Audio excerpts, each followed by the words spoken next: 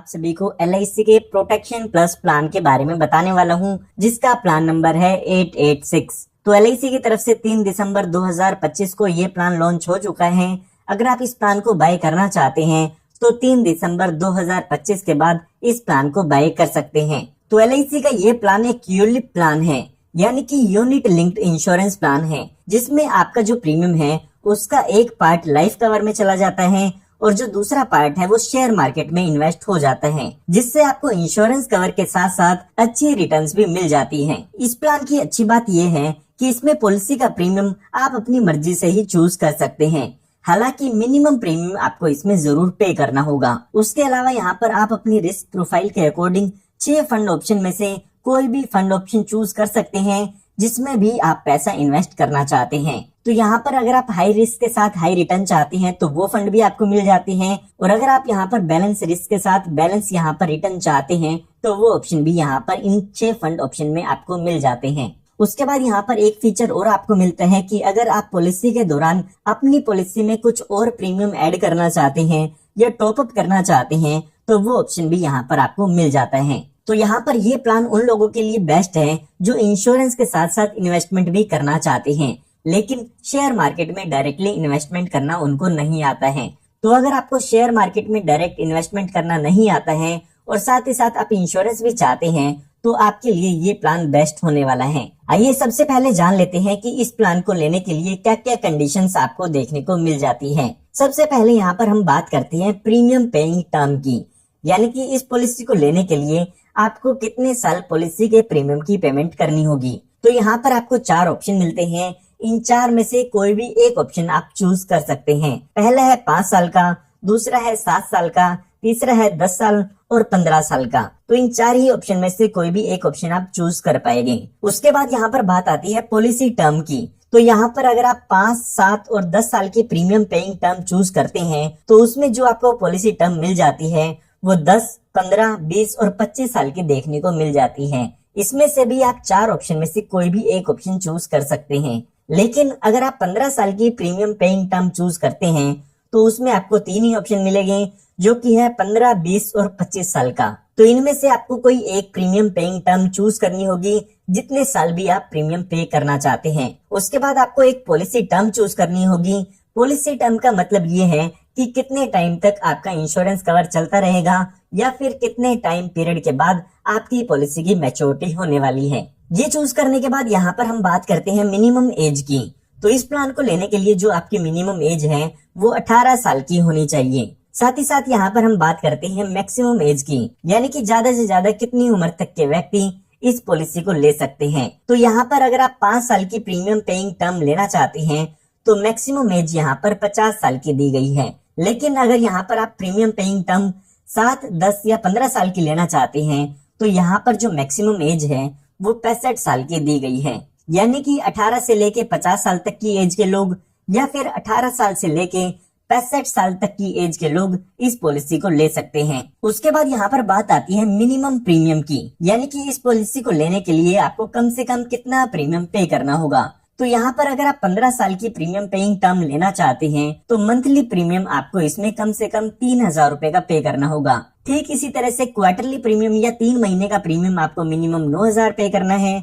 6 महीने में 18,000 रुपए का मिनिमम प्रीमियम पे करना होगा और ईयरली में 36,000 रुपए का प्रीमियम पे करना होगा। ठीक इसी तरह से 5 साल की, 7 साल की या 10 साल की आपने प्रीमियम पेइंग टर्म चूज की है तो उसका मिनिमम प्रीमियम भी आप स्क्रीन पर देख सकते हैं। इससे ज्यादा प्रीमियम आप पे करना चाहते हैं तो पे कर सकते हैं, क्योंकि मैक्सिमम प्रीमियम की यहाँ पर कोई भी लिमिट नहीं है। ये हमने कुछ कंडीशंस की बात की है जो कि इस प्लान को लेने के लिए आपको फुलफिल करनी होगी। अगर आप यहाँ पर प्लान ले सकते हैं तो उसके बाद सबसे पहले आपको यहाँ पर फंड टाइप सेलेक्ट करना होगा, यानी कि आप किस तरह के फंड में इन्वेस्टमेंट करना चाहते हैं। LIC की तरफ से यहाँ पर अलग अलग 6 तरह के फंड बनाए गए हैं।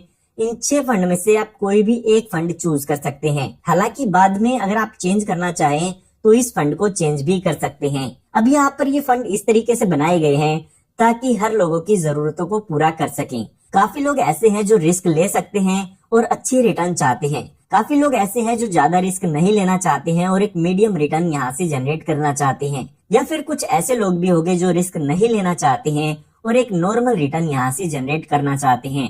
तो सभी के लिए अलग अलग फंड यहाँ पर बनाए गए हैं। तो सबसे पहले यहाँ पर आपको बॉन्ड फंड देखने को मिल जाता है। बॉन्ड फंड में यहाँ पर आप देख सकते हैं जो भी आपकी इन्वेस्टमेंट होगी उसका 60% से ज्यादा अमाउंट गवर्नमेंट की सिक्योरिटीज में लगाया जाएगा या फिर कॉर्पोरेट डेट में लगाया जाएगा। आपका पैसा अगर गवर्नमेंट की सिक्योरिटीज में लगाया जाता है या फिर कॉर्पोरेट डेट में लगाया जाता है तो वो काफी सिक्योर होता है, लेकिन जो उसमें रिटर्न होती है वो काफी कम आती है। उसके बाद यहाँ पर आपका कुछ पैसा शॉर्ट टर्म इन्वेस्टमेंट इंस्ट्रूमेंट में लगाया जाएगा और उसके बाद यहाँ पर आप देख सकते हैं इक्विटी शेयर्स का भी ऑप्शन दिया गया है जहाँ पर लिखा गया है नील, यानी कि यहाँ पर जो भी शेयर मार्केट होती है या इक्विटी शेयर्स होते हैं उसमें आपका पैसा नहीं लगाया जाता है। अगर यहाँ पर आपका पैसा शेयर मार्केट में नहीं लगेगा तो आपके फंड की रिस्क काफी कम हो जाती है। तो यहाँ पर आप देख भी सकते हैं लिखा गया है लो रिस्क ये प्रोफाइल है। तो अगर आप रिस्क नहीं लेना चाहते हैं और सेफ रिटर्न लेना चाहते हैं तो आप इस फंड को चूज कर सकते हैं। उसके बाद यहाँ पर सिक्योर फंड दिया गया है जिसमें 45% से ज्यादा अमाउंट आपका गवर्नमेंट सिक्योरिटीज में लगाया जाएगा, 40% तक का हिस्सा आपका शॉर्ट टर्म इन्वेस्टमेंट में लगेगा और यहाँ पर लगभग 15% के आसपास आपका इन्वेस्टमेंट इक्विटी शेयर्स में किया जाएगा। तो आपके फंड का काफी कम पोर्शन यहाँ पर इक्विटी शेयर मार्केट में लगाया जाता है। तो यहाँ पर आपका मीडियम रिस्क हो जाता है और मीडियम रिटर्न्स यहाँ पर आपको मिल सकती हैं। उसके बाद यहाँ पर ठीक आपको बैलेंस फंड देखने को मिल जाता है जिसमें आपका 30% से लेके 70% तक का हिस्सा इक्विटी शेयर्स में लगाया जाता है और इतना ही अमाउंट आपका गवर्नमेंट सिक्योरिटीज में लगाया जाता है। यहाँ पर आप देख सकते हैं लगभग बराबर पैसा इक्विटी शेयर मार्केट में और गवर्नमेंट सिक्योरिटीज में लगता है, इसीलिए यहाँ पर आपका ये बैलेंस फंड हो जाता है और यहाँ पर आपको मीडियम रिस्क मिलता है जिसमें आपको एक अच्छी रिटर्न मिल सकती है या आपको एक बैलेंस इनकम ग्रोथ मिल सकती है। तो अगर आप चाहते हैं कि ज्यादातर पैसा आपका स्टॉक मार्केट में लगाया जाए तो आप इस फंड को चूज कर सकते हैं क्योंकि 40 से लेके 80% तक का अमाउंट इसमें आपका इक्विटी शेयर्स में लगाया जाता है। और यहाँ पर आप देख भी सकते हैं इसमें आपका ज्यादा रिस्क होता है क्योंकि यहाँ पर आपका ज्यादातर पैसा स्टॉक मार्केट में लगाया जाता है। अगर आप यहाँ पर लॉन्ग टर्म के लिए प्लानिंग करना चाहते हैं तो आप इस फंड को चूज कर सकते हैं क्योंकि लॉन्ग टर्म में शेयर मार्केट से अच्छे रिटर्न जनरेट हो जाती है। उसके बाद यहाँ पर आपको फ्लेक्सी ग्रोथ फंड का ऑप्शन देखने को मिल जाता है जिसमें 40 से लेके 100% तक का अमाउंट आपका शेयर मार्केट में लगाया जाता है और केवल 0 से लेके 20% तक का अमाउंट गवर्नमेंट सिक्योरिटीज में लगाया जाएगा। यहाँ पर भी हाई रिस्क रहता है क्योंकि यहाँ पर जो मोस्टली पैसा है वो आपका शेयर मार्केट में लग जाता है। सेम इसी तरीके से आपका फ्लेक्सी स्मार्ट ग्रोथ फंड है, इसमें भी आपका रिस्क हाई रहता है क्योंकि ज्यादातर पैसा शेयर मार्केट में लगता है और यहाँ पर लॉन्ग टर्म में आप अच्छी कैपिटल एप्रिसिएशन कर सकते हैं। तो आपको सबसे पहले डिसाइड करना है कि आप इन 6 फंड में से कौन सा फंड ऑप्शन चूज करना चाहते हैं आपकी रिस्क प्रोफाइल के अकॉर्डिंग। तो उम्मीद करता हूँ इसमें आपको समझ जरूर आ गया होगा कि आपको कौन सा फंड ऑप्शन चूज करना है। आइए अब एक एग्जाम्पल की मदद से इस पूरे प्लान को डिटेल में समझते हैं। तो एग्जाम्पल को समझने के लिए हम मान लेते हैं कि जो आपकी एज है वो 30 इयर्स की है और यहाँ पर जो आप प्रीमियम पे करना चाहते हैं वो आप 10,000 रुपए मंथली प्रीमियम पे करना चाहते हैं। साथ ही साथ यहाँ पर हमें पॉलिसी टर्म भी चूज करनी होगी। तो मैंने यहाँ पर आपको 4 पॉलिसी टर्म बताई थी, तो उनमें से अभी के लिए हम मान के चलते हैं कि आप 15 साल की पॉलिसी टर्म चूज करना चाहते हैं और साथ ही साथ जो प्रीमियम पेइंग टर्म चूज करनी होगी वो अभी के लिए हम मान लेते हैं कि आप 10 साल की प्रीमियम पेइंग टर्म चूज करना चाहते हैं। उसके बाद हमें मोड ऑफ पेमेंट सिलेक्ट करना होगा। तो यहाँ पर हमें 4 पेमेंट के मोड मिल जाते हैं, मंथली, क्वार्टरली, हाफ ईयरली या ईयरली। तो अभी के लिए हम मान के चलते हैं कि हम मंथली इस पॉलिसी के प्रीमियम की पेमेंट करना चाहते हैं। उसके बाद जैसे कि हमने फंड ऑप्शंस की बात की तो अभी हमें 6 फंड ऑप्शन में से कोई एक फंड ऑप्शन सेलेक्ट करना होगा। तो यहाँ पर हम मान के चलते हैं कि हम यहाँ पर ग्रोथ फंड ऑप्शन चूज करना चाहते हैं। उसके बाद यहाँ पर अगर हम अपना एनुअल प्रीमियम देखते हैं तो हमारा टोटल 1,20,000 रुपए का हो जाता है क्योंकि इसमें हम मंथली 10,000 रुपए इन्वेस्ट करने वाले हैं। तो उसके बाद यहाँ पर हमें सम एश्योर्ड भी सिलेक्ट करना होगा, यानी कि हम कितना बीमा इसमें लेना चाहते हैं। तो उसके लिए सबसे पहले हमें मिनिमम सम एश्योर्ड और मैक्सिमम सम एश्योर्ड की कैलकुलेशन करनी होगी।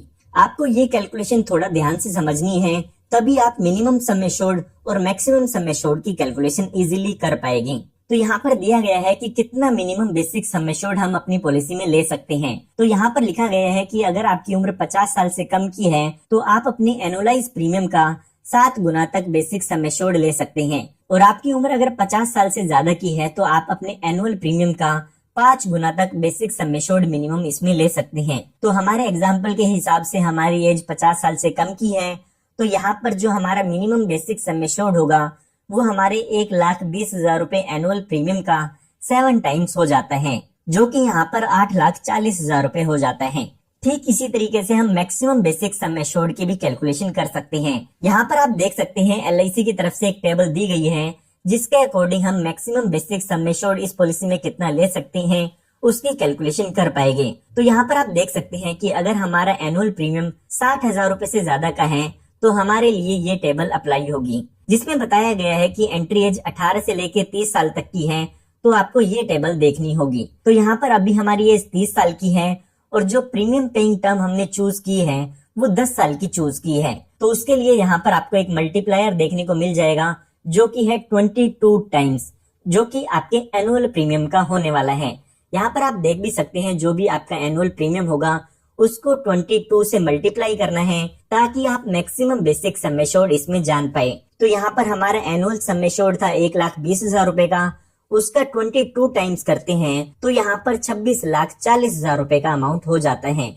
इसका मतलब ये है कि 8,40,000 रुपए से लेके 26,40,000 रुपए तक का बेसिक सम एश्योर्ड इसमें हम ले सकते हैं। तो यहाँ पर ये सम एश्योर्ड कैलकुलेशन करने के बाद जब भी आप प्रीमियम की कैलकुलेशन इस पॉलिसी में करते हैं तो यहाँ पर आपको सम एश्योर्ड मल्टीपल सिलेक्ट करना होगा। तो यहाँ पर सम एश्योर्ड जो मल्टीपल होगा वो हम 7 से लेके 22 टाइम तक सेलेक्ट कर सकते हैं, क्योंकि मिनिमम सम एश्योर्ड का जो हमारा मल्टीप्लायर था वो 7 टाइम्स था और मैक्सिमम सम एश्योर्ड का मल्टीप्लायर है वो 22 टाइम्स है। तो अगर यहाँ पर आपको कैलकुलेशन में सम एश्योर्ड मल्टीप्लायर ऑप्शन देखने को मिलता है तो उसमें आपको टाइम्स में सेलेक्ट करना होगा। अभी के लिए हम मान के चलते हैं कि 22 टाइम्स का हम ऑप्शन सेलेक्ट करना चाहते हैं, जिसमें हमारा जो सम एश्योर्ड होगा वो यहाँ पर 26,40,000 रुपए का हो जाता है। तो आइए इसके हिसाब से हम इस पॉलिसी के बेनिफिट्स को जान लेते हैं। तो यहाँ पर अभी हमारी जो एज है वो 30 साल की हो चुकी है। पॉलिसी को लेते टाइम पर हमें इसके पॉलिसी के प्रीमियम की पेमेंट करनी होगी जो कि 10,000 रुपए मंथली होने वाला है। तो यहाँ पर हमें लगातार 10 सालों तक पॉलिसी के प्रीमियम की पेमेंट करनी होगी, क्योंकि हमने 10 साल की प्रीमियम पेइंग टर्म चूज की थी और उसके बाद हमें बाकी के 5 साल पॉलिसी के प्रीमियम की पेमेंट नहीं करनी है। जब यहाँ पर हमारी पॉलिसी के 15 साल पूरे हो जाएंगे तो उस टाइम पर इस पॉलिसी की मैच्योरिटी हो जाती है या हमारी पॉलिसी खत्म हो जाती है और यहाँ पर पॉलिसी की मैच्योरिटी होने पर हमें यूनिट फंड वैल्यू मिलती है और साथ ही साथ रिफंड ऑफ मोर्टेलिटी चार्ज मिलता है। अब ये यूनिट फंड वैल्यू का मतलब ये है कि जो भी आपकी पैसों की मार्केट वैल्यू होगी वो यहाँ पर आपको मिल जाती है। मैंने आपको बताया था आपके प्रीमियम का एक हिस्सा शेयर मार्केट में इन्वेस्ट किया जाता है, उस हिस्से की जो भी मार्केट वैल्यू होगी वो यहाँ पर यूनिट फंड वैल्यू हो जाती है। अब यहाँ पर इस वैल्यू की कोई भी गारंटी नहीं होती है कि शेयर मार्केट आपको कितना रिटर्न देने वाली है। हो सकता है आपको 1 साल में शेयर मार्केट से 5% की रिटर्न मिले या फिर हो सकता है 1 साल में आपको शेयर मार्केट से 20% की रिटर्न भी मिले। तो यहाँ पर ये फिक्स नहीं होता है, तो इसीलिए इस यूनिट फंड की वैल्यू भी फिक्स नहीं होती है। टाइम के साथ साथ आपकी ये वैल्यू बढ़ती रहती है और ये जो वैल्यू मैच्योरिटी के टाइम होगी वो वैल्यू यहाँ पर आपको मिल जाती है। इस वैल्यू के साथ साथ आपको ये मोर्टेलिटी चार्ज भी आपको रिटर्न मिलते हैं। अब ये मोर्टेलिटी चार्ज क्या होते हैं इसको हम आगे वीडियो में डिस्कस करेंगे। अब यहाँ पर आप स्क्रीन पर एक प्रेजेंटेशन देख सकते हैं जो कि LIC की वेबसाइट से ही जनरेट की गई है। यहाँ पर बताया गया है कि अगर 4% की रिटर्न आपको मिलती है तो कितना अमाउंट आपको मैच्योरिटी पर मिलेगा और अगर आपको 8% की रिटर्न मिलती है तो कितना अमाउंट आपको मैच्योरिटी पर मिल सकता है। तो यहाँ पर आप देख सकते हैं जो हमारा एनुअल प्रीमियम है वो 1,20,000 रुपए का है और हमने 10 साल तक इसको पे किया है। उसके बाद यहाँ पर आप 15वें साल के एंड में देखते हैं तो यहाँ पर आपको मैच्योरिटी का अमाउंट देखने को मिल जाएगा। अगर आपको 4% की ग्रोस इन्वेस्टमेंट रिटर्न मिलती है तो आपका ये फंड 14,60,078 रुपए का हो जाता है और साथ ही अगर आपको 8% एनुअल रिटर्न मिलती है तो ये फंड आपका 21,49,731 रुपीज का हो जाता है। इस तरीके से हर साल के एंड में आपके फंड की वैल्यू या यूनिट की वैल्यू कितनी होगी वो भी यहाँ पर आपको देखने को मिल जाएगी। ये जो फंड की वैल्यू है वो केवल और केवल एस्टिमेशन बेसिस पर बनाई गई है। उसके बाद यहाँ पर आप देख भी सकते हैं कि आपकी पॉलिसी में कौन कौन से साल में कितने चार्जेस डिडक्ट होंगे। यहाँ पर आपको मोर्टेलिटी चार्ज देखने को मिल जाएगा, अदर चार्जेस कितने डिडक्ट होंगे वो देख सकते हैं और पॉलिसी के एंड ईयर में आपके फंड की वैल्यू कितनी होगी वो देख सकते हैं। मैच्योरिटी पर आपकी वैल्यू कितनी होगी वो भी यहाँ पर आपको देखने को मिल जाएगा। इसके साथ साथ सरेंडर वैल्यू पॉलिसी की कितनी होगी, उसके बाद डेथ बेनिफिट की वैल्यू कितनी होगी, वो भी यहाँ पर आप देख सकते हैं। इस प्रेजेंटेशन को अगर आप देखना चाहते हैं तो इस प्रेजेंटेशन का लिंक आपको हमारे टेलीग्राम ग्रुप से मिल जाएगा, वहां से इस प्रेजेंटेशन को आप डाउनलोड भी कर सकते हैं। ये हमने बात तब की है जब पॉलिसी होल्डर के साथ कोई भी दुर्घटना नहीं होती है। आइए अब बात करते हैं कि अगर पॉलिसी होल्डर के साथ पॉलिसी के दौरान कोई दुर्घटना हो जाती है तो उस केस में उनके नॉमिनी को क्या क्या डेथ बेनिफिट मिलते हैं। तो एलआईसी की तरफ से यहाँ पर पॉलिसी होल्डर की डेथ के केस में 3 कैलकुलेशन की जाती है। इन तीनों ही अमाउंट में से जो भी ज्यादा अमाउंट आता है वो अमाउंट पॉलिसी होल्डर के नॉमिनी को दे दिया जाता है। पहली कैलकुलेशन में आपका बेसिक सम एश्योर्ड देखा जाता है, दूसरी कैलकुलेशन में जो भी आपका फंड वैल्यू है वो देखा जाता है, और तीसरी कैलकुलेशन में जो भी आपने प्रीमियम पे किया है उसका 105% किया जाता है। तो ये तीनों ही कैलकुलेशन की जाएगी। उसके बाद यहाँ पर जो अमाउंट ज्यादा आएगा वो आपका डेथ बेनिफिट आपके नॉमिनी को मिल जाता है। अगर हम यहाँ पर अपनी प्रेजेंटेशन में देखते हैं कि अगर 10th ईयर में पॉलिसी होल्डर की डेथ होती है तो उनके नॉमिनी को कितना डेथ बेनिफिट मिलता है, तो यहाँ पर आप देख सकते हैं डेथ बेनिफिट लिखा गया है 26,40,000 रुपए का। तो इस तरीके से बाकी ईयर में भी आप जो डेथ बेनिफिट होगा वो यहाँ पर आप देख पाएंगे। तो आइए अब बात करते हैं चार्जेस की कि अगर आप इस पॉलिसी को लेते हैं तो किस किस तरह के चार्जेस आपके इस पॉलिसी में डिडक्ट किए जाते हैं। तो सबसे पहले चार्ज जो आपकी पॉलिसी में यहाँ पर डिडक्ट किया जाता है वो है प्रीमियम एलोकेशन चार्ज। तो यहाँ पर पॉलिसी के इनिशियल एक्सपेंस को कवर करने के लिए आपके प्रीमियम में से ये चार्ज डिडक्ट किया जाता है। फर्स्ट ईयर में यहाँ पर अगर आप ऑफलाइन बाय करते हैं तो आपके प्रीमियम का 8% अमाउंट डिडक्ट किया जाता है। सेकंड से 5th ईयर तक 5.5% ये अमाउंट होगा, और उसके बाद 3% यहाँ पर ये प्रीमियम एलोकेशन चार्ज डिडक्ट किया जाता है। अगर आप यहाँ पर ये ऑनलाइन बाय करते हैं तो उस केस की भी परसेंटेज आप यहाँ पर स्क्रीन पर देख पाएंगे। उसके बाद यहाँ पर आपके प्रीमियम में से मोर्टेलिटी चार्ज भी डिडक्ट किए जाते हैं। यहाँ पर जो भी आपको इंश्योरेंस कवर प्रोवाइड किया जाता है उसके ये चार्जेस होते हैं। अब यहाँ पर ये डिपेंड करता है कि आपकी एज कितनी है, आपका सम एश्योर्ड कितना है, कितना यहाँ पर आपकी पॉलिसी टर्म है, उसके अकॉर्डिंग ये चार्जेस होते हैं। तो यहाँ पर ये टोटली रिस्क प्रोफाइल पर डिपेंड करता है, तो सबके लिए ये अलग अलग चार्जेस होने वाले हैं। उसके बाद यहाँ पर आपके फंड वैल्यू में से फंड मैनेजमेंट चार्ज भी डिडक्ट किया जाता है। आपके फंड को मैनेज करने के लिए यहाँ पर कुछ फंड मैनेजर होते हैं जिसके लिए यहाँ पर ये चार्जेस डिडक्ट किए जाते हैं। तो जो भी आपके फंड की वैल्यू होगी उसका 1.35% आपसे ये चार्ज लिया जाएगा, जो कि हर तरह के फंड टाइप में से डिडक्ट कर लिया जाता है। उसके बाद यहाँ पर पॉलिसी में से पॉलिसी एडमिनिस्ट्रेशन चार्जेस भी लिए जाते हैं। पहले 5 साल कोई भी पॉलिसी एडमिन चार्ज पे नहीं करना है। उसके बाद यहाँ पर 6th ईयर से आपको इस चार्जेस को पे करना होगा। अब ये पॉलिसी एडमिन चार्ज कितने होंगे वो आप यहाँ पर स्क्रीन पर देख सकते हैं। उसके बाद यहाँ पर आपको स्विचिंग चार्ज का ऑप्शन देखने को मिल जाता है। अब यहाँ पर पॉलिसी के दौरान अगर आप पॉलिसी के फंड को स्विच करना चाहते हैं एक फंड से दूसरे फंड में, तो वो ऑप्शन भी यहाँ पर आपको मिल जाता है। 1 साल में 4 बार आप फ्री में अपने फंड को स्विच करा सकते हैं। कई बार ऐसा होता है कि आप बॉन्ड फंड से ग्रोथ फंड में अपने पैसे को डालना चाहते हैं, या फिर ग्रोथ फंड से आप बॉन्ड फंड में अपने पैसे को डालना चाहते हैं, तो उस केस में आप स्विचिंग का बेनिफिट ले सकते हैं। 4 स्विच फ्री में होने के बाद उसके बाद आपको हर स्विच पर 100 रुपए का चार्ज पे करना होगा। उसके बाद यहाँ पर अगर आप अपनी पॉलिसी में से पार्शियल विड्रॉल करते हैं तो उसका चार्ज भी आपको 100 रुपए यहाँ पर पे करना होता है। पार्शियल विड्रॉल कितना कर सकते हैं उसके बारे में भी हम जानने वाले हैं। उसके बाद यहाँ पर आपको एक डिसकंटिन्यूअस चार्जेस भी देखने को मिल जाते हैं। अगर आपकी पॉलिसी डिसकंटिन्यू हो जाती है तो उस केस में आपकी पॉलिसी में से ये चार्जेस डिडक्ट कर लिए जाते हैं। तो आइए अब बात करते हैं पार्शियल विड्रॉल की। तो पॉलिसी के दौरान आप अपनी पॉलिसी में से पार्शियल विड्रॉल कर सकते हैं या कुछ पैसा विड्रॉ कर सकते हैं। मिनिमम इसमें से आपको 1,000 रुपए विड्रॉ करने होंगे, और ये केवल आप पॉलिसी के 5 साल बाद ही कर सकते हैं। 5 साल का यहाँ पर लॉक इन पीरियड होता है। उसके बाद आप अपनी पॉलिसी में से पार्शियल विड्रॉल कर पाएंगे।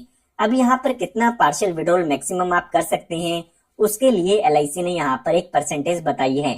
हर पॉलिसी ईयर में आप कितना परसेंटेज अपने यूनिट फंड का निकाल सकते हैं उसकी परसेंटेज यहाँ पर आप स्क्रीन पर देख पाएंगे। 6th पॉलिसी ईयर से लेके 10th पॉलिसी ईयर के बीच में अगर आप पार्शियल विड्रॉल करते हैं तो आप अपने यूनिट फंड का 15% अमाउंट पार्शियल विड्रॉ कर सकते हैं। ठीक ऐसे ही बाकी सालों में भी जितना परसेंट आप पार्शियल विड्रॉल कर सकते हैं वो परसेंटेज यहाँ पर आप देख पाएंगे। उसके बाद यहाँ पर बात आती है टॉप अप प्रीमियम की। तो अगर आप चाहते हैं अपनी पॉलिसी में कुछ एडिशनल प्रीमियम पे करना तो वो भी यहाँ पर आप कर सकते हैं। आप अपनी पॉलिसी के दौरान अपनी पॉलिसी में एक्स्ट्रा प्रीमियम पे करके अपनी पॉलिसी में प्रीमियम टॉपअप कर सकते हैं। मिनिमम आपको 1,000 रुपए का प्रीमियम टॉपअप करना होगा। जो भी यहाँ पर आप टॉपअप का प्रीमियम पे करते हैं उसका 1.2 टाइम्स आपको लाइफ इंश्योरेंस कवर यहाँ पर मिल जाता है। यहाँ पर आपको एक बात याद रखनी है कि पॉलिसी में टॉपअप आप कभी भी कर सकते हैं, लेकिन लास्ट के 5 साल जो पॉलिसी की होगी उसमें आप टॉपअप नहीं कर पाएंगे। उसके बाद यहाँ पर आपको एक ऑप्शनल राइडर मिल जाता है जो कि एक्स्ट्रा बेनिफिट आप अपनी पॉलिसी में ऐड करा सकते हैं, जो कि है एक्सीडेंटल बेनिफिट राइडर। इस बेनिफिट को एक्स्ट्रा प्रीमियम पे करके आप अपनी पॉलिसी में ऐड करा सकते हैं। इस बेनिफिट को लेने के बाद अगर पॉलिसी होल्डर की डेथ एक्सीडेंट के कारण होती है तो उस केस में एक्स्ट्रा बेनिफिट या एक्स्ट्रा अमाउंट पॉलिसी होल्डर के नॉमिनी को मिलता है। उसके बाद यहाँ पर बात आती है लोन की। तो काफी लोग पूछते हैं कि क्या इस पॉलिसी में लोन की सुविधा है या नहीं है। तो इस पॉलिसी में आपको लोन की सुविधा नहीं मिलती है। हालांकि 5 साल के बाद आप इस पॉलिसी में पार्शियल विड्रॉल कर सकते हैं। उसके बाद यहाँ पर सरेंडर का ऑप्शन आपको मिल जाता है। अगर आप अपनी पॉलिसी को सरेंडर कराना चाहते हैं तो कभी भी अपनी पॉलिसी को सरेंडर करा सकते हैं और उसकी सरेंडर वैल्यू ले सकते हैं। उसके बाद मैं आपको बता चुका हूँ इस पॉलिसी में मोड ऑफ पेमेंट 4 आपको मिल जाते हैं। मंथली इसमें पॉलिसी का प्रीमियम पे कर सकते हैं, क्वार्टरली कर सकते हैं, हाफ ईयरली कर सकते हैं या फिर ईयरली भी पॉलिसी के प्रीमियम की पेमेंट आप इसमें कर पाएंगे। तो उम्मीद करता हूँ इस वीडियो में आपको LIC के प्लान प्रोटेक्शन प्लस की कंप्लीट इंफॉर्मेशन मिल गई होगी। फिर भी अगर आपको कोई डाउट है तो आप मुझसे कमेंट में पूछ सकते हैं।